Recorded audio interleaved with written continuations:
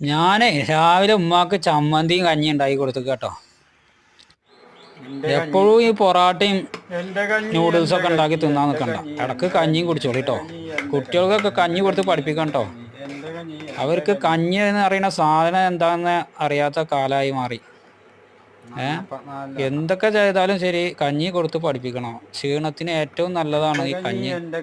കേരളക്കാരെ കഞ്ഞി എന്ന് പറഞ്ഞു കഴിഞ്ഞാൽ അതാണ് കേരളക്കാരെ ആരോഗ്യം. അതില്ലാത്തതുകൊണ്ടാണ് ഇന്ന് എല്ലാവർക്കും രോഗങ്ങൾ വന്ന് പെട്ടത്. കഞ്ഞിയാണ് കുടിക്കുമ്പോൾ വെട്ടീണ് വേർക്കും, അപ്പം അതിന്ന പകുതി അസുഖങ്ങൾ മാറും. കുറച്ച് ഉപ്പിട്ടിട്ട് കുടിക്കാണ്ട കഞ്ഞിയിൽ. ഉപ്പ് പറ്റാത്തവര് ഉപ്പിടണ്ട. അതേപോലെ പനിക്കൂർക്കൻ്റെ ഇല, തുളസിൻ്റെ ഇല, എന്തെങ്കിലുമൊക്കെ ഇല വേണമെങ്കിൽ ഇട്ടോളിട്ടോ.